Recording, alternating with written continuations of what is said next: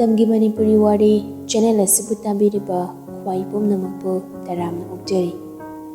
Ngasi sumahawsagumna mayamgi mafamda Langla Langjin kunga ningthouja tangkak amok puduna lakjari. Punna taminarasi. Punsibusu laijana SMS halaktabaduda pakhachawa thamoido hena pakhacharai. SMS do namtha thajingi khalladuna typing kanna tawringai tanjaduda lainjiki SMS ama lai. Damcha ai kai sudodi asugam thengnasibo yarani na anuwo. Aijingano aujika yam thengage yam thengmusu nadri ai lagi gainu. Lainji pakatna SMS do type tawi. Damcha ahawo laija nukfet tawi. Aduga yang pakatna makukado thak niklaga message do typing amuk tawi.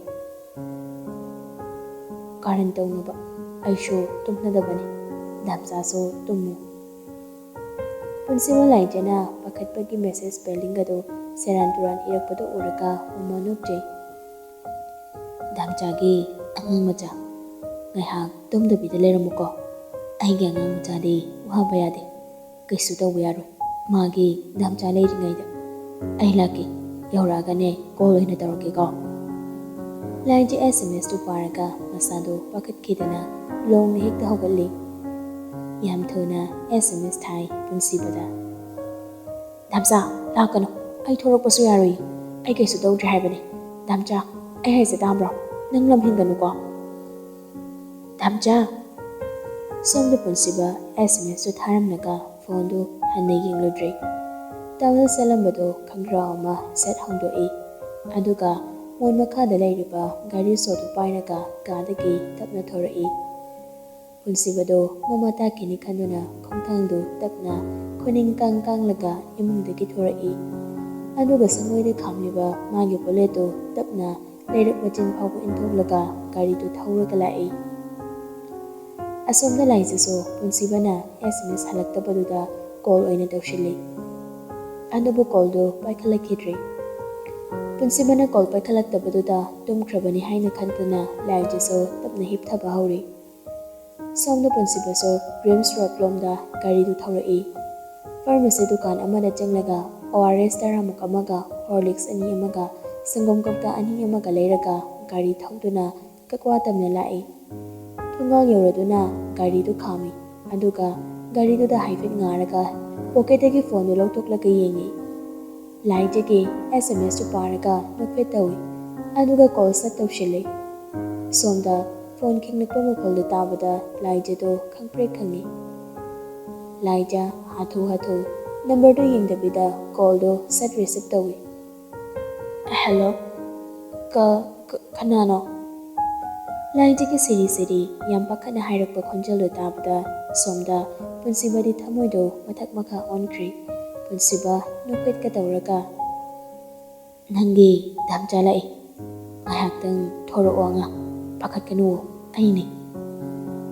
Laija wado tabada thajadadana manakongda thamliba phone do patlawtoklaga yengi. Punsibagi number oirambaduda fukhawgalai. Damcha kainamni lakano haraga laidubo ngawraboba yam thunane yumda halo hawjikbu kamaina thorokdoino nupa thoktuba tawnuko damcha yumda halaisini. Lainjiti mathong maram khangbiba nate miso hainayena hairibani. Punsibadi lainjigi wado tabada noktum nokthorai. Nupa thokpinine aina laise angang macho se nangne wado sum ngangnaga leirano adumaina leiradine nasado chuktharani adui sharune fathoro aiso sibiramnaga phajatkigeba. Lainji peri ka tawraga damcha tupa koinambase sumain tawnabra aidi khangde yam luraga leiramina sidia. As angang macha phone do Angel lamda pailo. Lainji Angel la haifet yenglaga inham ton tumgre damcha haifet hawdo. Lainji su khonjal do pikna Angel gi masa nom duna hongdorai. Angel so khanglaw naurai. Kayno, ahingsidabo, kaidorage habane, tumam thopodo, tumu yadro. Angel na hairaido, punsibasu tai. Punsibasu nungaitana. Anga, nang tumtoo. Nang damjase, nang ngaigi. Nang tumo anga, ngaigi, ngaikige. Si piramdanadi, yumda halaro. Nungan fungan torpa, adwai fongaigi. Nungalamdaidadi, nang thorakpayanidana. Adu fawangaigi. Punsibagi wadu tabada laijadu nungaitana. Damja, nang thonganda, nungan fauba sumlay doiro. Kangna jikbiroidra. Jiksanuda, kangna jikena jikbabo, kayamu jikdono. Lainja gayang tumina makok machado thadaraga wakal khali. Ngayang khalaba madong, isor mahakso lainja ki thongna pomba pibirakpago. Thenglaba ahingduda thongna leina kanasu kidaba phawraktuna lainja su thoklaklagi khalai. Karigi khaliba nungsibagi nungsibana ngawrabani thongna phabi oiraklibani. Lainja tapna hairai leiramudamsa ai thoraagi. Lainja ke wadu tamada punsiba momonoklai. Ngasainagi anidugi warido lotna tariba angeldo mamit khangpang pamthorai. Wachinudaso lotna solai. Masi ngasi thokidorene. Kamaina tawniside. Ngasi khonthi sama soidehe. Lainja phone kaklaga mon makhada ensilamlaga mon mayada leiriba fido tam lauraga makokta haifet kupsali. Aduga phamungdagi tapna kumtharai. Tapna kadudagi thorai. Aduga tungmang yengduna kuning kangduna imungdagi amuk thorai.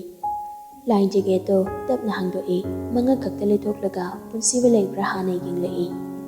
Punsiba sukarida ngaraga lepambado lainja obaduda pukhaugalai. Lainja so getudagi tapna thorai. Punsiba su lainja ki manakta jangsilai. Anido mai unsinaraga lepi.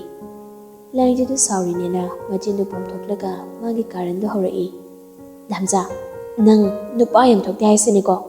Aina haibaso yabide. Lakanu na haraga laeba. Lainja ki pungtum champawa du taraga punsiba nupet tawi. Angang macha, nang damsa se nupa thokte hairo. Lainja punsiba na muna yang lakpaduda mitjana bangamsade. Mamaido fatluk thaki aduga thokte. Aina nupa thora adi nang sorfuni da wanida. Haujik nupa thora uro anga. Lainja kumfam kangdana ona dainaba pakom oina pirai. Damsa, mamal hoi nene hoi kangkradine ai lan taraniba ai changlagi damcha susalo. Asi hairaga lainja mamaido fatleiraga chatkidawi. Adubu punsibana lainja ki makuto tapai. Lainja so kanglip lepi. Aduga mamaido fatlay thorai. Lainja punsibada tingang kingduna lay. Punsibana lainja bo phat chingsilaga gate ki wall da ngata halaga punsiba so sum jangchalai. Lainja so punsibada mamitu tra khaplaga yenglai. Punsiba lainja ge mamai nakna jangsilaklaga yam tappa khonjal da kaurai. Anga Lainja masano pakat khidana latli. Mi damja chatke mi thorakani aiki. Punsiba nuphet tawraga lainja ke makokta kopliba fido makut namana lokthokpiraga lainjada munna yenglaka hairai. Ai nungshibra. Lainja ikaiba khangliba haido oira male. Makut khudambidu mayana kitang chiklaga mangakadu nuntharaga khonjalgadu taptharaga nungsi yamna nungsibaini. Phangbi sadana ahingsida date tawba thoraisi. Aduda sunate. Lainja ngagi forituda khudombiduna telaga makha amuk tarai. Damjana laibiba forise tumlamdai khudingi letlaga asum tumise. Damjabo sum nungsiraga laibaini. Apangusidi. Adudaidi nupa thoklaktore. Ai sum lamheninglakebo. Laija! Get manunglumdagi kawarpani. Anido kangprek kangi. ꯑꯗꯨꯒ ꯄꯨꯟꯁꯤꯕꯁꯨ ꯈꯪꯍꯟꯍꯟꯗꯣꯛꯏ꯫ ꯂꯥꯏꯖꯥ ꯇꯨꯃꯤꯟꯅ ꯂꯩ꯫ Get ꯃꯅꯨꯡꯗꯒꯤ ꯅꯨꯄꯤꯗꯨꯁꯨ ꯑꯃꯨꯛꯀ ꯀꯧꯔꯛꯏ꯫ ꯂꯥꯏꯖꯥ ꯀꯨꯏꯃꯜꯂꯦ ꯍꯥꯏꯕꯅꯦ꯫ ꯕꯕꯥꯍꯣꯏꯅ ꯃꯄꯥꯟꯗ ꯊꯣꯛꯂꯛꯂꯗꯤ ꯑꯩꯈꯣꯏꯅꯤ ꯐꯨꯕꯗ ꯁꯤꯔꯅꯤ꯫ ꯑꯦꯟꯖꯦꯜꯗꯨ ꯉꯁꯥꯏꯗꯒꯤ ꯑꯅꯤꯗꯨꯒꯤ ꯋꯥꯔꯤꯗꯨ ꯂꯣꯠꯅ ꯇꯥꯔꯤꯕꯅꯤ꯫ ꯑꯗꯨꯕꯨ ꯀꯨꯏꯃꯟꯕꯗꯨꯗ ꯂꯥꯏꯖꯥꯕꯨ ꯀꯧꯔꯛꯄꯅꯤ꯫ ꯂꯥꯏꯖꯥꯁꯨ ꯑꯦꯟꯖꯦꯜ ꯑꯣꯏꯔꯝꯕꯗꯨꯗ ꯁꯣꯔꯗꯨ ꯁꯥꯡꯅ ꯍꯣꯟꯗꯣꯛꯏ꯫ ꯑꯍꯣꯏ ꯏꯅꯝꯇꯣꯟ꯫ ꯂꯥꯏꯖꯥ ꯄꯨꯟꯁꯤꯕꯗ ꯑꯣꯟꯁꯤꯜꯂꯒ ꯗꯥꯝꯆꯥ ꯑꯩ ꯆꯪꯂꯒꯦꯀꯣ꯫ ꯗꯥꯝꯆꯥꯁꯨ ꯀꯥꯡ ꯃꯌꯥꯝꯅꯅꯦ ꯆꯤꯛꯇ꯭ꯔꯤꯉꯩꯗ ꯆꯠꯂꯣꯀꯣ꯫ ꯑꯁꯤ ꯍꯥꯏꯔꯒ ꯂꯥꯏꯖꯥꯗꯨ ꯆꯪꯈꯤꯒꯦ ꯑꯃꯨꯛ ꯇꯧꯏ꯫ ꯉꯥꯏꯈꯣ꯫ ꯄꯨꯟꯁꯤꯕꯅ ꯂꯥꯏꯖꯥꯕꯨ ꯈꯥꯝꯂꯛꯏ꯫ ꯂꯥꯏꯖꯥꯁꯨ ꯑꯃꯨꯛꯀꯁꯨ ꯂꯦꯞꯄꯤ꯫ ꯄꯨꯟꯁꯤꯕ ꯈꯨꯠꯇ ꯄꯥꯏꯔꯤꯕ ꯄꯣꯂꯤꯊꯤꯟꯗꯨ ꯂꯥꯏꯖꯥꯗ ꯄꯤ꯫ ꯂꯥꯏꯖꯥ ꯄꯣꯂꯤꯊꯤꯟꯗꯨꯗ ꯀꯔꯤꯅꯣ ꯍꯥꯏꯕꯒꯨꯝ ꯉꯛꯅ ꯌꯦꯡꯗꯨꯅ ꯂꯩ꯫ ꯄꯨꯟꯁꯤꯕꯁꯨ ꯂꯥꯏꯖꯥꯒꯤ ꯃꯤꯠꯌꯦꯡꯗꯨꯒꯤ ꯄꯥꯎꯈꯨꯝ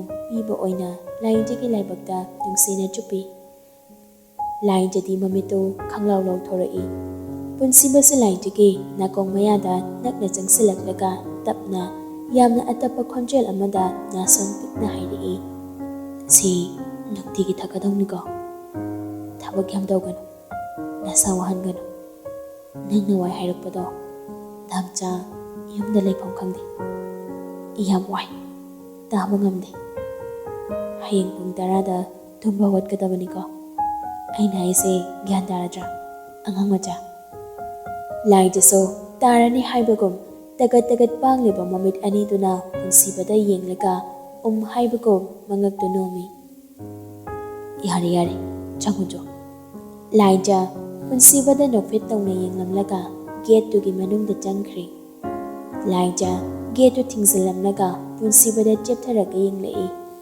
ꯄꯨꯟꯁꯤꯕꯁꯨ ꯅꯣꯛꯐꯦꯠ ꯇꯧꯁꯤꯜꯂꯛꯏ꯫ ꯂꯥꯏꯖꯥ ꯃꯈꯨꯠꯇꯨ ꯆꯤꯝꯕꯥꯟꯗ ꯊꯝꯂꯒ ꯑꯉꯥꯡ ꯃꯆꯥꯒꯤ ꯃꯑꯣꯡꯗ ꯗꯥꯝꯆꯥ ꯑꯥꯏ ꯂꯚ ꯌꯨ꯫ ꯑꯩꯁꯨ ꯆꯪꯈ꯭ꯔꯒꯦꯀꯣ꯫ ꯗꯥꯝꯆꯥꯁꯨ ꯆꯠꯂꯣꯀꯣ꯫ ꯕꯥꯏ꯫ ꯄꯨꯟꯁꯤꯕ ꯂꯥꯏꯖꯥꯒꯤ ꯃꯇꯧꯗꯨ ꯌꯦꯡꯂꯒ ꯍꯣꯏ ꯍꯣꯏ ꯆꯠꯂꯗꯣꯏꯅꯦ꯫ ꯂꯥꯏꯖꯥ ꯅꯣꯛꯐꯦꯠ ꯇꯧꯔꯝꯂꯒ ꯒꯦꯠꯇꯨ ꯊꯤꯡꯖꯤꯟꯈꯤ꯫ ꯄꯨꯟꯁꯤꯕꯁꯨ ꯂꯥꯏꯖꯥꯅ ꯒꯦꯠ ꯊꯤꯡꯖꯤꯟꯈꯤꯕꯒ ꯃꯥꯁꯨ ꯃꯌꯨꯝꯗ ꯆꯠꯈ꯭ꯔꯤ꯫ ꯂꯥꯏꯖꯥꯅ ꯒꯦꯠꯇꯨ ꯂꯣꯟꯁꯤꯜꯂꯒ ꯐꯠ ꯂꯩꯊꯣꯔꯛꯄꯗ ꯑꯦꯟꯖꯦꯜꯅ ꯃꯈꯨꯠꯇꯨ ꯇꯥꯞ ꯐꯥꯏ꯫ ꯂꯥꯏꯖꯥꯁꯨ ꯑꯦꯟꯖꯦꯜꯗ ꯀꯤꯔꯨꯞ ꯀꯤꯔꯨꯞ ꯌꯦꯡꯂꯤ꯫ ꯇꯧꯕ ꯌꯥꯝ ꯉꯝꯃꯦ ꯅꯪ꯫ ꯏꯅꯝꯇꯣꯟ ꯅꯪ ꯀꯌꯥꯝ ꯀꯨꯏꯔꯒꯦ ꯊꯣꯔꯛꯄ? ꯅꯪꯒꯤ ꯅꯇꯨꯡ ꯏꯟꯅꯔꯛꯏꯗꯣ ꯎꯕꯤꯗ꯭ꯔꯕꯣ? ꯂꯥꯏꯖꯥ ꯃꯃꯤꯠꯇꯨ ꯈꯪꯂꯥꯎ ꯂꯧꯊꯣꯛꯂꯒ ꯄꯥꯈꯠꯅ ꯑꯗꯨꯗꯤ ꯏꯅꯝꯇꯣꯟ ꯗꯥꯝꯆꯥꯒ ꯑꯩꯒ ꯍꯧꯖꯤꯛ ꯁꯥꯟꯅꯕ ꯋꯥꯔꯤꯗꯣ ꯅꯪ ꯂꯣꯏ ꯇꯥꯍꯧꯕ꯭ꯔꯣ? ꯑꯦꯟꯖꯦꯜ ꯅꯣꯛꯐꯦꯠ ꯇꯧꯔꯒ ꯇꯥꯍꯧꯗꯦꯗ ꯑꯩ ꯀꯩꯝ ꯇꯥꯍꯧꯗꯦꯀꯣ꯫ ꯑꯦꯟꯖꯦꯜ ꯂꯥꯏꯖꯥꯅ ꯄꯥꯏꯔꯤꯕ ꯄꯣꯂꯤꯊꯤꯟꯗꯨꯗ ꯃꯨꯟꯅ ꯌꯦꯡꯂꯒ ꯂꯥꯏꯖꯥ ꯀꯩꯅꯣ ꯂꯩꯔꯛꯏ ꯃꯌꯥꯝꯗꯨꯗꯤ? ꯗꯥꯝꯆꯥꯅ ꯁꯤ ꯂꯣꯏꯅ ꯊꯛꯑꯣꯏ ꯏꯁꯥ ꯋꯥꯍꯟꯒꯅꯨꯅ ꯍꯥꯏꯔꯝꯂꯤꯕ꯫ ꯑꯁ ꯅꯩꯔꯦꯍꯦ꯫ ꯅꯣꯏ ꯗꯥꯝꯆꯥꯒꯨꯝꯕ ꯅꯨꯄꯥ ꯑꯝꯇ ꯐꯪꯖꯔꯗꯤ ꯅꯨꯡꯉꯥꯏꯅꯤꯗ꯫ ꯌꯥꯔꯁꯦ ꯈꯠꯇꯅ ꯂꯩꯔꯅꯨ ꯆꯪꯂꯁꯤ ꯂꯥꯎ꯫ ꯕꯕꯥ ꯃꯄꯥꯟꯗ ꯊꯣꯛꯂꯛꯂꯗꯤꯅꯦ ꯑꯩꯈꯣꯏꯅꯤ ꯁꯣꯏꯗꯅ ꯍꯥꯠꯇꯣꯛꯄꯤꯔꯅꯤ꯫ ꯑꯁꯨꯝꯅ ꯑꯅꯤꯗꯨ ꯏꯃꯨꯡꯗ ꯇꯞꯅ ꯆꯪꯂꯛꯂꯒ ꯐꯃꯨꯡꯗ ꯇꯞꯅ ꯇꯨꯝꯊꯩ꯫ ꯂꯥꯏꯖꯥꯒꯤ ꯊꯃꯣꯏꯗꯨ ꯄꯦꯟꯖꯩ꯫ ꯄꯨꯟꯁꯤꯕꯅ ꯃꯥꯒꯤ ꯈꯟꯕꯤꯕ ꯅꯨꯡꯁꯤꯕꯤꯕ ꯋꯥꯖꯕ ꯃꯌꯥꯝꯁꯤ ꯈꯜꯂꯒ ꯂꯥꯏꯖꯥ ꯅꯣꯛꯐꯦꯠ ꯇꯧꯖꯩ꯫ ꯇꯟꯖꯥꯗꯨꯗ ꯑꯦꯟꯖꯦꯜꯒꯤ ꯐꯣꯟꯗꯨ SMS ꯑꯃ ꯂꯥꯛꯏ꯫ ꯂꯥꯏꯖꯥ ꯍꯥꯡꯗꯣꯛꯑꯒ ꯄꯥꯏ꯫ ꯑꯉꯥꯡ ꯗꯥꯝꯆꯥ ꯌꯨꯝꯗ ꯌꯧꯔꯦ꯫ ꯅꯪ ꯐꯖꯅ ꯄꯣꯊꯥꯔꯣꯀꯣ꯫ ꯑꯩꯅ ꯍꯥꯏꯕꯗꯣ ꯀꯥꯎꯅꯤ꯫ ꯂꯥꯏꯖꯥ ꯅꯣꯛꯐꯦꯠ ꯇꯧꯖꯩ ꯑꯗꯨꯒ ꯃꯥꯁꯨ SMS ꯍꯜꯂꯤ꯫ ꯑꯍꯣꯏ ꯗꯥꯝꯆꯥꯁꯨ ꯇꯨꯝꯃꯣꯀꯣ꯫ ꯑꯁꯤ ꯍꯥꯏꯔꯒ ꯀꯤꯁ ꯏꯃꯣꯖꯤ ꯑꯅꯤ ꯑꯃꯒ ꯁꯠ ꯁꯠ ꯍꯥꯞꯆꯤꯜꯂꯤ꯫ ꯑꯁꯣꯝꯗ ꯄꯨꯟꯁꯤꯕꯁꯨ ꯅꯣꯛꯐꯦꯠ ꯇꯧꯔꯒ ꯐꯃꯨꯡꯗ ꯇꯨꯝꯊꯩ꯫ ꯑꯦꯟꯖꯦꯜꯁꯨ ꯂꯥꯏꯖꯥꯗ ꯑꯣꯟꯁꯤꯜꯂꯒ ꯏꯕꯦꯝꯃ ꯅꯪꯀꯣ ꯊꯨꯅ ꯌꯨꯝ ꯄꯥꯟꯈꯤꯗꯧ ꯃꯥꯜꯂꯦ꯫ ꯅꯨꯄꯥꯅꯦꯅ ꯍꯦꯔꯣ ꯃꯥꯟꯕ ꯑꯃꯒ ꯍꯦꯛ ꯀꯣꯏꯅꯔꯦꯗꯣ꯫ ꯂꯥꯏꯖꯥꯁꯨ ꯅꯣꯛꯃꯤ ꯅꯣꯛꯃꯤ ꯑꯦꯟꯖꯦꯜꯗ ꯑꯣꯟꯁꯤꯜꯂꯛꯂꯒ ꯑꯁꯦꯡꯕ ꯏꯅꯝꯇꯣꯟ ꯅꯨꯡꯁꯤꯕꯁꯦ ꯃꯌꯥꯏ ꯑꯃꯅꯤꯀꯣ꯫ ꯃꯤ ꯁꯤꯅꯤ ꯅꯥꯅꯤꯒ ꯑꯝꯇ ꯈꯪꯗꯦꯉꯣ꯫ ꯅꯨꯃꯤꯗꯥꯡꯁꯤꯗ ꯑꯩꯅ ꯍꯧꯖꯤꯛ ꯊꯣꯛꯏꯗꯨꯕꯨ ꯍꯧꯖꯤꯛꯇꯗ ꯒ꯭ꯌꯥꯟ ꯇꯥꯔꯛꯑꯦ ꯍꯥꯏꯕ꯫ ꯅꯪ ꯀꯣ ꯏꯕꯦꯝꯃ ꯅꯣꯏ ꯗꯥꯝꯆꯥꯗꯨꯒ ꯊꯨꯡꯅꯧꯀꯣ꯫ ꯊꯨꯡꯅꯗ꯭ꯔꯗꯤ ꯅꯣꯏ ꯑꯅꯤꯃꯛꯅꯦ ꯁꯤꯈꯤꯗꯧ ꯃꯥꯜꯂꯦ ꯍꯥꯏꯁꯤꯅꯦ꯫ ꯂꯥꯏꯖꯥ ꯄꯥꯈꯠꯅ ꯏꯅꯝꯇꯣꯟ ꯁꯤꯕ ꯄꯟꯅꯣꯃꯤ ꯑꯩ ꯀꯤꯖꯩꯌꯦꯕ꯫ ꯗꯥꯝꯆꯥꯒ ꯑꯩꯒꯗꯤ ꯁꯤꯔꯁꯨ ꯄꯨꯟꯅ ꯁꯤꯃꯤꯟꯅꯗꯣꯏꯅꯤ. ꯁꯤꯃꯤꯟꯅꯧ. ꯃꯤꯍꯨꯟ ꯃꯇꯥꯁꯤꯒ ꯀꯤꯁꯨ ꯀꯤ ꯃꯥꯜꯂꯦ. ꯑꯗꯣ ꯏꯅꯝꯇꯣꯟ, ꯑꯩ ꯍꯌꯦꯡꯗꯣ ꯄꯨꯡ 10ꯗ ꯍꯧꯒꯠꯇꯣꯏꯅꯤ. ꯑꯦꯟꯖꯦꯜ ꯉꯛꯅ, ꯀꯔꯤꯒꯤ ꯄꯨꯡ 10ꯗ ꯍꯧꯒꯠꯇꯣꯏꯕ ꯅꯪꯗꯤ? ꯏꯁꯤꯡ ꯍꯩꯖꯤꯜꯂꯛꯅꯕ ꯕꯥꯔꯇꯣꯟ ꯊꯥꯔꯤꯔꯣ? ꯗꯥꯝꯆꯥꯅ ꯄꯨꯡ 10 ꯐꯥꯎꯕ ꯇꯨꯝꯃꯨ ꯍꯥꯏꯌꯦ. ꯊꯕꯛꯁꯨ ꯑꯃꯠꯇ ꯇꯧꯔꯨꯅꯨ ꯍꯥꯏ. ꯑꯗꯨ ꯍꯥꯏꯕ ꯏꯟꯗ꯭ꯔꯗꯤ ꯑꯩ ꯗꯥꯝꯆꯥꯅ ꯁꯥꯎꯅꯤꯡꯉꯤ ꯏꯅꯝꯇꯣꯟ. ꯑꯁ ꯂꯣꯏꯔꯦꯍꯦ, ꯑꯩꯗ ꯇꯨꯝꯍꯧꯔꯒꯦ. ꯅꯣꯏ ꯔꯣꯃꯥꯟꯁꯤꯗꯤꯅꯦ ꯇꯥꯕꯒꯅꯦ ꯉꯝꯕ ꯅꯠꯇꯦ ꯑꯩ. ꯑꯅꯤꯗꯣ ꯉꯥꯡꯅ ꯇꯨꯝꯊꯈ꯭ꯔꯦ. ꯃꯊꯪꯒꯤ ꯑꯌꯨꯛꯅꯤ. ꯄꯥꯈꯠ ꯆꯥꯎꯕ ꯅꯨꯄꯥꯗꯨꯁꯨ ꯐꯣꯟ ꯇꯧꯁꯤꯜꯂꯛꯏ. ꯑꯦꯟꯖꯦꯜꯁꯨ ꯎꯏꯔꯨꯝ ꯀꯣꯜꯗꯣ ꯔꯤꯁꯤꯞ ꯇꯧꯏ. Hello angel. ꯄꯨꯟꯁꯤꯕꯒꯤ ꯈꯣꯟꯖꯦꯜꯗꯨ ꯇꯥꯕꯗ ꯑꯦꯟꯖꯦꯜꯗꯣ ꯈꯪꯄ꯭ꯔꯦꯛ ꯈꯪꯉꯤ. ꯍꯦꯂꯣ ꯗꯗꯥ, ꯀꯩ ꯍꯥꯏꯅꯤꯡ? ꯑꯦꯟꯖꯦꯜ, ꯑꯉꯥꯡꯗꯣ ꯉꯔꯥꯡ ꯃꯁꯥ ꯋꯥꯏꯌꯦꯅ ꯍꯥꯏꯕꯅꯤ. ꯑꯗꯣ ꯇꯨꯝꯕꯗꯣ ꯃꯄꯨꯡ ꯐꯥꯅ ꯇꯨꯝꯍꯜꯂꯒ ꯑꯩꯅ ꯉꯔꯥꯡ ꯄꯤꯔꯝꯕ ꯍꯣꯔꯂꯤꯛꯁꯀꯗꯣ ꯊꯤꯠꯂꯒ ꯈꯔ ꯄꯤꯊꯛꯄꯤꯌꯣꯅ ꯍꯥꯏꯒꯦ ꯇꯧꯕꯅꯤꯗ. ꯑꯦꯟꯖꯦꯜ ꯅꯣꯛꯐꯦꯠ ꯇꯧꯔꯒ, ꯍꯣꯏ ꯗꯗꯥ, ꯇꯨꯝꯍꯟꯒꯦ. ꯉꯔꯥꯡꯗꯣ ꯍꯩꯖꯤꯡꯄꯣꯠꯀꯤ ꯊꯕꯛ ꯃꯌꯥꯝꯗꯣ ꯑꯩꯈꯣꯏꯅꯤ ꯈꯛꯇꯅ ꯍꯣꯠꯅꯕꯅꯤꯅ ꯃꯥꯁꯨ ꯈꯔ ꯋꯥꯈ꯭ꯔꯦ. ꯃꯁꯥꯅꯒ ꯄꯥꯕꯒ ꯁꯨꯝ. ꯅꯥꯎꯕꯤ! ꯅꯥꯎꯕꯤ! ꯂꯥꯏꯖꯥ! ꯍꯧꯒꯠꯂꯨꯅꯦꯍꯦ, ꯊꯦꯡꯉꯦꯅꯦꯍꯦ ꯅꯣꯏꯕꯣ. ꯑꯦꯟꯖꯦꯜꯒꯤ ꯃꯃꯥ ꯊꯥꯔꯤꯛꯅ ꯍꯧꯗꯣꯔꯛꯄꯅꯤ. ꯑꯍꯣꯏ ꯏꯃꯥ, ꯍꯧꯒꯠꯂꯒꯦ. ꯑꯗꯣ ꯂꯥꯏꯖꯥꯁꯦ ꯉꯥꯏꯍꯥꯛ ꯇꯨꯝꯖꯒꯤꯁꯅꯨ.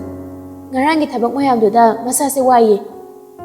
ꯑꯁꯣꯝꯗ ꯉꯥꯡꯅꯔꯤꯕꯗꯨ ꯇꯥꯕꯗ ꯄꯨꯟꯁꯤꯕ ꯅꯣꯛꯐꯦꯠ ꯇꯧꯏ. ꯑꯦꯟꯖꯦꯜꯒꯤ ꯋꯥꯗꯨ ꯇꯥꯕꯗ ꯊꯥꯔꯤꯛꯁꯨ ꯇꯍꯥ ꯐꯃꯨꯡ ꯃꯃꯥꯡꯗꯨꯗ ꯂꯦꯞꯂꯔꯤ. ꯂꯥꯏꯖꯥꯁꯦ ꯃꯁꯥ ꯉꯝꯗ꯭ꯔꯕꯣ? ꯅꯠꯇ꯭ꯔꯒ ꯆꯨꯝꯅ ꯁꯨꯝ ꯃꯁꯥ ꯋꯥꯕꯒꯤꯔ? ꯉꯥꯡꯅꯔꯤꯕ ꯃꯌꯥꯝꯗꯣ ꯂꯥꯏꯖꯥꯗꯤ ꯇꯥꯕꯤꯕ ꯅꯠꯇꯦ. ꯈꯣꯅ ꯈꯣꯛꯑꯒ ꯀꯟꯅ ꯇꯨꯝꯃꯤ. ꯃꯁꯥꯗꯤ ꯀꯩꯁꯨ ꯇꯧꯗꯕꯅꯤ ꯏꯃꯥ. ꯍꯧꯗꯣꯛꯄꯤꯔꯨꯔꯅꯨ, ꯉꯥꯏꯍꯥꯛ ꯃꯣꯏꯅ ꯇꯨꯝꯖꯔꯁꯅꯨ. ꯑꯗꯨꯗꯤ ꯅꯪꯗꯤ ꯍꯧꯒꯠꯂꯣ, ꯊꯦꯡꯉꯦ, ꯃꯤ ꯂꯥꯛꯑꯦ. ꯆꯥ ꯂꯣꯟꯅꯕ ꯇꯧꯔꯨꯔꯣ ꯂꯥꯛꯑꯣ. ꯑꯍꯣꯏ. ꯑꯁꯤ ꯍꯥꯏꯔꯝꯂꯒ ꯊꯥꯔꯤꯛꯁꯨ ꯊꯣꯛꯈ꯭ꯔꯦ. ꯑꯦꯟꯖꯦꯜ ꯐꯣꯟꯗꯨ ꯑꯃꯨꯛ ꯃꯅꯥꯗ ꯊꯥꯡꯖꯤꯜꯂꯒ, ꯗꯗꯥ, ꯑꯗꯣ ꯐꯣꯟꯁꯦ ꯂꯥꯏꯖꯥꯗ ꯄꯤꯌꯨꯔꯥ? ꯑꯩ ꯍꯧꯒꯠꯂꯒꯦ. ꯄꯨꯟꯁꯤꯕ ꯏꯀꯥꯏꯅ, ꯍꯣꯏ, ꯄꯤꯌꯨ. ꯑꯦꯟꯖꯦꯜ ꯂꯥꯏꯖꯥꯗ ꯑꯣꯟꯁꯤꯜꯂꯒ ꯂꯥꯏꯖꯥꯗ ꯐꯣꯟꯗꯨ ꯄꯤꯔꯝꯂꯒ ꯃꯥꯁꯨ ꯍꯧꯒꯠꯈ꯭ꯔꯦ. ꯂꯥꯏꯖꯥꯁꯨ ꯒ꯭ꯌꯥꯟ ꯃꯦꯟ ꯇꯥꯗꯕꯤꯗ ꯐꯣꯟꯗꯨ ꯃꯅꯥꯀꯣꯡ ꯃꯌꯥꯗ ꯊꯝꯂꯒ ꯃꯈꯣꯟꯒꯗꯨ ꯁꯤꯔꯤ. ꯍꯦꯂꯣ. ꯄꯨꯟꯁꯤꯕ ꯅꯣꯛꯐꯦꯠ ꯇꯧꯖꯩ. ꯑꯗꯨꯒ ꯌꯥꯝ ꯅꯨꯡꯁꯤꯕ ꯈꯣꯟꯖꯦꯜ ꯑꯃ ꯁꯦꯝꯂꯒ ꯃꯥꯒꯤ ꯑꯉꯥꯡꯕꯨ ꯇꯞꯅ ꯀꯧꯖꯔꯛꯏ. ꯑꯉꯥꯡ. ꯂꯥꯏꯖꯥꯗꯤ ꯒ꯭ꯌꯥꯟ ꯇꯥꯕꯤꯕ ꯅꯠꯇꯦ. ꯇꯨꯝꯃꯣ. ꯗꯥꯝꯆꯥꯁꯦ ꯑꯩꯒꯤ ꯑꯉꯥꯡꯁꯦ ꯇꯨꯝꯕ ꯑꯣꯏꯅ ꯁꯪꯉꯒꯦ.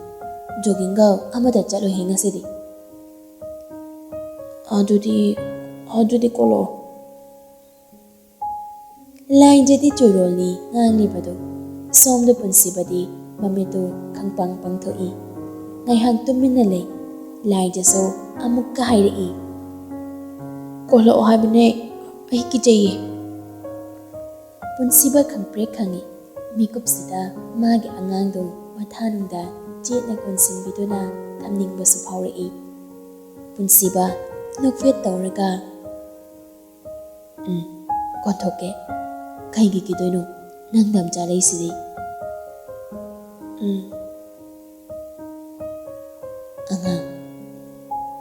ꯑꯉꯥꯡ ꯃꯆꯥ, ꯑꯉꯥꯡ ꯅꯨꯡꯁꯤꯕꯤ, ꯅꯪ ꯑꯗꯨꯃꯥꯏꯅ ꯇꯧꯔꯛꯀꯅꯨ. ꯑꯩ ꯁꯣꯝꯗ ꯂꯩꯕ ꯉꯝꯗꯦ. ꯅꯪꯕꯨ ꯏꯅꯥꯛꯇ ꯊꯝꯅꯤꯡꯕ ꯐꯥꯎꯔꯛꯏ. ꯑꯗꯨꯕꯨ ꯃꯇꯝ ꯀꯨꯝꯕꯤ ꯃꯍꯥꯛꯇꯨꯅ ꯅꯪ ꯑꯩꯒꯤ ꯃꯔꯛꯇ ꯊꯠꯆꯤꯟꯗꯨꯅ ꯊꯝꯕꯤꯈ꯭ꯔꯦ. ꯅꯪ ꯑꯉꯥꯡ ꯌꯥꯝꯅ ꯑꯣꯏꯔꯤ. ꯑꯗꯨꯒꯤ ꯃꯇꯝ ꯌꯥꯝ ꯋꯥꯠꯂꯤ. ꯂꯥꯏꯖꯥ ꯍꯟꯗꯛꯇꯤ ꯈꯨꯝꯂꯛꯈꯤꯗ꯭ꯔꯦ. ꯑꯌꯨꯛꯀꯤ ꯄꯨꯡ 8 ꯇꯥꯔꯤ. ꯂꯦꯡꯕꯤ ꯌꯥꯝ ꯄꯥꯈꯠꯅ ꯄꯨꯟꯁꯤꯕꯒꯤ ꯀꯥ ꯇꯝꯅ ꯆꯪꯂꯛꯏ. Sana! Punsiba mamagi khonjelduna lainjigi tumbado kaikini khanbagira khangde phone do mute fat thami aduga mamai de leithore yam tapna ayema kidhawage nangbu hakjang ngamdabro ngasigi jogging sa chatre kidhawage mi hauji phawa hawgatrisiba kaisu tawdida chak thongoroima ai engkholebage pesa thirudoini ohoi hoi ado thingin hi nang saugaloko ohima lembi sa thokre punsiba so phone do amok nakong da thami ngaihak leibaga laija so makeup singlai phone do nakong maya da leirambadu da khangprek khangi phone do lauthoklalaka yengi punsiba na phone pairaga leirambadu da yusum ani do khangchuk suksili mathanta ningsingi karam kanda phone tawrakibanu khalli laija do ningsingba thokidre phone do tapna nakong maya da thami damja ahawo anga mitsinglaba singi karam kanda phone tawra inu damja ai khanghaudre kuire ado anga pungni pantawada ngairi ngahak da katumkhu as thingi aidi mit singdrini ne mangna mang nungai juba punsiba no fit tawraga mangda kari uramliba anjuna akiba filmi khalini ne adaidi akhoi mana kolapodagi kibu pharini punsiba lainjigi ipangpang na hairakwa wadada nokaga mangoire aidi somda longda tarurisidi kanadrene ayuksida kadaida longna taruino sopra damcha nang namayam thakmaliko phajabajana kingnaga chaluko haingaide damcha ayawgalage ko punsiba lainjigi wataduda phak noi awgalo anuga aina ngarang pirambado loina thakdongni ko ahai mi damcha asumna anido phone thamnakre asumna kandana utamna kaidawre aina haibado tawruktrabade albert na sir somda yadaba ma yawre what Sernandogi machano palay simbado ngarangdagi office dalai aduna iso mathayam sari sir o mapa khakta yekna voirambado macha so yaura voire hoi sir aina lotna tawkiba thabakto moi hausi kanna thigali sir asina karigumba khaknara puthoklabade aiso afabadi khakoiro nang kaisu khangano nangbu matu nama ma phawba sokpa yaro ai leiri nangi damakne utam le wagan makhoi gi company se akhoi gi khata tahaunaba tausi sir okay yare thamo aina phanaba singani phone thamnakre utam thariba sofa duda famtharaga magi nupi rituda amuk call tawi Rituna Moiba Yumda Kaidawai Thoraktoino Thorani Somda Tabakse Yadabagini Hoine Adu Yumda so Karaleba Paidana Utam Sanariba Waridona Thairaga Atopawa Amoin Hanglai Ngai Konehe Mama Nangbu Limbiga Wariga Sanarabu Kari Haire Lembina so yare punsibana so soidana yani na hairida ritu gi wadu tabada utam nokfit tawi aduga amok makha tarae adude luhongbasina karam kanda lepna batarage jahi ani gi matungda oina luhongsina hairi utam ngatna karigi aduk sangna lepna ride punsibana haibo oiramale moi babu magi home amalinga tawri adu roiraga tawsina hairi oh tawsanu pumnama aikhoigi loinane oidoribani adubu mama soidanaba mangol ka thoga thamsena hayudana ahoi moiba ai hayengma lembi da hairage phare dudi thamu mama ꯐꯣꯟꯗꯨ ꯊꯝꯅꯈ꯭ꯔꯕ ꯃꯇꯨꯡ ꯎꯇꯝ ꯃꯈꯣꯜ ꯍꯧꯅ ꯅꯣꯛꯏ.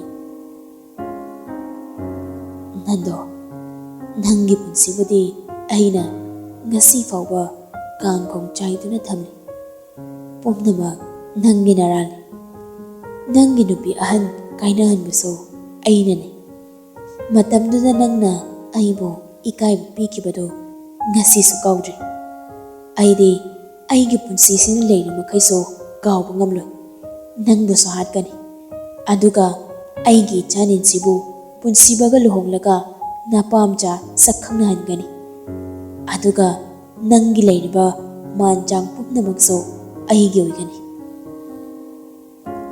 ꯑꯁꯤ ꯍꯥꯏꯔꯒ ꯎꯇꯝ ꯊꯃꯣꯏ ꯄꯦꯟꯅ ꯅꯣꯛꯆꯩ. ꯂꯨꯍꯣꯡꯕ ꯍꯌꯦꯡꯅꯤ ꯍꯥꯏꯕꯒꯤ ꯅꯨꯃꯤꯗꯥꯡꯅꯤ. ꯃꯤ ꯃꯌꯥꯝ ꯂꯥꯛꯄꯒꯤ ꯆꯥ ꯌꯦꯟꯊꯣꯛ ꯌꯦꯟꯁꯤꯟ ꯇꯧꯕꯗ ꯂꯥꯏꯖꯗꯨ ꯃꯁꯥꯗꯨ ꯋꯥꯊꯔꯛꯂꯤ. ꯂꯥꯏꯖ ꯁꯨꯃꯥꯡꯗ ꯐꯝꯂꯤꯕ ꯑꯍꯟ ꯃꯈꯩꯗꯨꯗ ꯆꯥ ꯄꯤꯔꯨꯔꯒ ꯆꯥꯛꯈꯨꯝꯗ ꯆꯪꯂꯛꯑꯒ ꯑꯦꯟꯖꯦꯜꯅ ꯏꯟꯁꯥꯡ ꯁꯦꯝꯂꯤꯕꯗꯨ ꯃꯥꯁꯨ ꯌꯥꯎꯁꯤꯜꯂꯛꯏ. ꯑꯉꯥꯡ, ꯅꯪ ꯅꯁꯥꯗꯨ ꯋꯥꯍꯟꯒꯅꯨꯀꯣ. ꯑꯩꯅ ꯂꯩꯔꯛꯏꯁꯦ ꯊꯛꯎꯀꯣ. ꯂꯥꯏꯖ ꯄꯨꯟꯁꯤꯕꯅ ꯍꯥꯏꯔꯝꯕꯗꯨ ꯈꯪꯅꯤꯡ ꯅꯤꯡꯁꯤꯡꯉꯤ. ꯍꯥꯏꯕ ꯏꯜꯂꯤ ꯃꯥꯜꯂꯦ ꯂꯥꯏꯖꯗꯨ. ꯐꯝꯂꯝꯕꯗꯒꯤ ꯐꯨꯛ ꯍꯧꯒꯠꯂꯒ ꯆꯥꯛꯈꯨꯝꯗꯒꯤ ꯌꯥꯝ ꯊꯨꯅ ꯊꯣꯛꯈ꯭ꯔꯦ. ꯂꯥꯏꯖꯅ ꯋꯥ ꯂꯥꯟ ꯉꯥꯡꯗꯅ ꯐꯨꯛ ꯍꯧꯒꯠꯂꯒ ꯆꯠꯈꯤꯕꯗꯨꯗ ꯑꯦꯟꯖꯦꯜꯁꯨ ꯉꯛꯅ ꯌꯦꯡꯗꯨꯅ ꯂꯩꯍꯧꯏ. ꯂꯥꯏꯖ ORS 2 ꯄꯥꯏꯔꯒ ꯆꯥꯛꯈꯨꯝꯗ ꯑꯃꯨꯛ ꯆꯪꯂꯛꯏ. ꯑꯗꯨꯒ ꯑꯦꯟꯖꯦꯜꯒꯤ ꯃꯅꯥꯛꯇ ꯐꯝꯊꯔꯛꯏ. ꯏꯅꯝꯇꯣꯟ, ꯁꯦ ORS ꯑꯃꯇ ꯊꯛꯆꯤꯜꯂꯨꯁꯤ. ꯋꯥꯍꯟꯒꯅꯨ. ꯑꯩꯁꯨ ꯙꯝꯆꯥꯅ ꯍꯥꯏꯔꯝꯕꯗꯨ ꯏꯟꯗ꯭ꯔꯗꯤ ꯑꯩ ꯀꯌꯥ ꯀꯩꯗꯧꯗꯦꯕ. ꯑꯁꯤ ꯍꯥꯏꯔꯒ ꯂꯥꯏꯖꯅ ꯑꯦꯟꯖꯦꯜꯗ ORS ꯑꯃ ꯄꯤꯔꯛꯏ. ꯑꯦꯟꯖꯦꯜꯁꯨ ꯉꯛꯅ ꯌꯦꯡꯈꯠꯂꯛꯏ. ꯂꯥꯏꯖꯗꯤ ꯑꯦꯟꯖꯦꯜꯅ ꯌꯦꯡꯂꯤꯕꯗꯨ ꯎꯕꯤꯕ ꯅꯠꯇꯦ. ꯃꯥꯒꯤ ꯊꯛꯐꯝ ꯊꯣꯛꯄ ꯊꯛꯏ. ꯑꯦꯟꯖꯦꯜ ꯂꯥꯏꯖꯗ ꯌꯥꯝ ꯃꯨꯟꯅ ꯌꯦꯡꯂꯒ, ꯂꯥꯏꯖ, ꯅꯪꯁꯦ ꯑꯩꯈꯣꯏꯅꯦ ꯊꯕꯥꯒꯤ ꯃꯆꯥꯅꯨꯄꯤ ꯂꯥꯏꯖꯗꯨꯅꯤꯀꯣ? ꯂꯥꯏꯖ ꯃꯃꯤꯠꯇꯨ ꯑꯦꯟꯖꯦꯜꯗ ꯐꯠ ꯌꯦꯡꯂꯛꯏ. ꯑꯗꯨꯒ ꯃꯥꯅꯤ ꯍꯥꯏꯕꯒꯤ ꯃꯑꯣꯡꯗ ꯃꯉꯛꯀꯗꯨ ꯅꯣꯝꯂꯛꯏ. ꯃꯥꯟꯗ꯭ꯔꯦ ꯕꯦꯝꯃ, ꯅꯪꯅꯦ ꯁꯨꯛꯃꯥꯟ ꯍꯦꯛ ꯃꯥꯟꯗ꯭ꯔꯦ. ꯄꯨꯡ ꯑꯣꯟ ꯍꯦꯛ ꯑꯣꯜꯂꯦ ꯍꯥꯏꯁꯤꯅꯦ. ꯅꯣꯏ ꯗꯥꯝꯆꯥꯅꯅꯦ ꯐꯖꯅꯅꯦ ꯁꯦꯝꯗꯣꯛꯄꯤꯈ꯭ꯔꯦ ꯍꯥꯏꯁꯤꯅꯦ. ꯂꯥꯏꯖ ꯊꯛꯂꯝꯂꯤꯕꯗꯨ ꯐꯠꯇꯣꯛꯂꯒ, ꯊꯕꯥꯒꯤ ꯃꯆꯥꯅꯨꯄꯤ ꯂꯥꯏꯖꯕꯨ ꯂꯥꯏꯖ ꯃꯥꯟꯗ꯭ꯔꯦ ꯍꯥꯏꯕꯗꯤꯅꯦ ꯈꯛ ꯌꯥꯔꯣꯏ. ꯊꯕꯥꯅ ꯊꯕꯥ, ꯂꯥꯏꯖꯅ ꯑꯩ. ꯑꯁꯤ ꯍꯥꯏꯔꯒ ꯂꯥꯏꯖ ꯅꯣꯛꯏ. ꯁ꯭ꯋꯥꯏꯗ ꯑꯉꯥꯡ ꯑꯣꯏꯅ ꯅꯨꯄꯥ ꯀꯣꯏꯅꯕ ꯅꯨꯄꯤ ꯃꯆꯥ ꯑꯃ ꯂꯩꯔꯤ. ꯑꯣꯚꯔ. ꯍꯧꯖꯤꯛꯀꯤ ꯐꯦꯁꯕꯨꯛꯁꯦ ꯁꯤꯒꯤ ꯗꯥꯏꯂꯣꯛꯁꯦ ꯉꯥꯛꯇ ꯉꯥꯏꯈ꯭ꯔꯦ. ꯑꯁꯤꯒ ꯍꯥꯏꯔꯒ ꯑꯦꯟꯖꯦꯜꯗꯨ ꯊꯋꯥꯏ ꯇꯥꯅ ꯅꯣꯛꯂꯤ. ꯑꯅꯤꯗꯨ ꯆꯥꯛꯈꯨꯝꯗꯨꯗ ꯀꯟꯅ ꯅꯣꯛꯏ. ꯇꯥꯂꯛꯇꯨꯗ ꯑꯦꯟꯖꯦꯜꯒꯤ ꯐꯣꯟꯗꯨ ꯀꯣꯜ ꯂꯥꯛꯏ. ꯅꯣꯛꯑꯝꯕ ꯑꯅꯤꯗꯨ ꯆꯞ ꯂꯦꯞꯄꯤ. ꯍꯥꯏꯅꯔꯨꯕ ꯇꯧꯗꯅ ꯂꯥꯏꯖꯁꯨ ꯄꯨꯛ ꯍꯧꯒꯠꯂꯛꯑꯒ ꯂꯥꯛꯏꯕ ꯀꯣꯜꯗꯨ ꯌꯦꯡꯉꯤ. ꯁꯣꯅꯣ, ꯐ꯭ꯌꯨꯆꯔ ꯍꯁꯕꯦꯟ ꯀꯣꯂꯤꯡ. ꯂꯥꯏꯖ ꯅꯣꯛꯐꯦꯠ ꯇꯧꯅ ꯐꯣꯟꯗꯨ ꯄꯥꯏꯈꯠꯂꯤ. ꯑꯗꯨꯒ ꯁꯤꯅꯤ ꯇꯨꯅꯤ ꯍꯥꯏꯔꯝꯗꯅ ꯀꯥꯗ ꯆꯪꯂꯛꯏ. ꯐꯃꯨꯡꯗꯨꯗ ꯃꯈꯣꯡ ꯌꯥꯟꯊꯔꯒ ꯐꯝꯂꯒ ꯃꯈꯣꯡꯗꯨ ꯀꯥꯎ ꯀꯥꯎꯗꯨꯅ ꯌꯥꯝ ꯀꯦꯊꯔꯒ ꯄꯨꯟꯁꯤꯕꯕꯨ ꯌꯥꯝ ꯅꯨꯡꯁꯤꯅ ꯆꯤꯡꯂꯒ ꯀꯧꯖꯔꯛꯏ. ꯙꯝꯆꯥ. ꯄꯨꯟꯁꯤꯕꯁꯨ ꯅꯣꯛꯐꯦꯠ ꯇꯧꯔꯒ, ꯑꯍꯥꯎꯋꯣ. ꯆꯥꯛ ꯆꯥꯔꯕꯣ ꯙꯝꯆꯥ? ꯆꯥꯔꯦ. ꯑꯗꯣ ꯅꯪ ꯅꯁꯥꯗꯣ ꯀꯃꯥꯏ ꯇꯧꯔꯒꯦ? ꯑꯩꯅ ꯍꯥꯏꯕꯗꯣ ꯊꯛꯄ꯭ꯔꯣ? ꯊꯛꯏ ꯙꯝꯆꯥ, ꯍꯧꯖꯤꯛꯁꯨ ꯊꯛꯂꯤ. ꯑꯩꯅ ꯏꯅꯝꯇꯣꯟꯗꯁꯨꯅꯦ ORS ꯑꯃ ꯄꯤꯊꯛꯂꯝꯕꯅꯤ. ꯄꯨꯟꯁꯤꯕꯁꯨ ꯂꯥꯏꯖꯒꯤ ꯋꯥꯗꯨ ꯇꯥꯕꯗ ꯍꯔꯥꯎꯖꯩ. ꯑꯗꯣ ꯑꯉꯥꯡ, ꯍꯥꯏꯌꯨ ꯇꯥꯁꯤ. ꯅꯪ ꯍꯌꯦꯡ ꯐꯤꯒ ꯏꯜꯂꯒ ꯌꯥꯎꯗꯣꯏꯔꯣ ꯂꯨꯍꯣꯡꯕꯗꯨꯕꯣ? ꯌꯥꯎꯗꯣꯏꯅꯦ. ꯀꯩꯅꯥꯗꯣ ꯏꯅꯝꯇꯣꯟꯒ ꯑꯩꯒꯅꯅꯦ ꯄꯨꯊꯣꯛꯇꯣꯏꯅꯤ ꯈꯪꯉꯕ? ꯄꯨꯟꯁꯤꯕ ꯈꯝꯕꯜꯂꯛꯏ. ꯅꯣꯏꯒꯤ ꯐꯨꯔꯤꯠ ꯑꯀꯛꯄ ꯑꯀꯣꯠꯄꯤꯗꯣ ꯂꯤꯠꯇꯣꯏꯔꯣ? ꯑꯗꯨ ꯂꯤꯠꯇ꯭ꯔꯗꯤ ꯇꯤ ꯁꯥꯔꯠ ꯂꯤꯠꯂꯒ ꯐꯤ ꯏꯟꯗꯣꯏꯔꯣ ꯙꯝꯆꯥ? ꯑꯣꯍꯣꯏ, ꯏꯜꯂꯣ.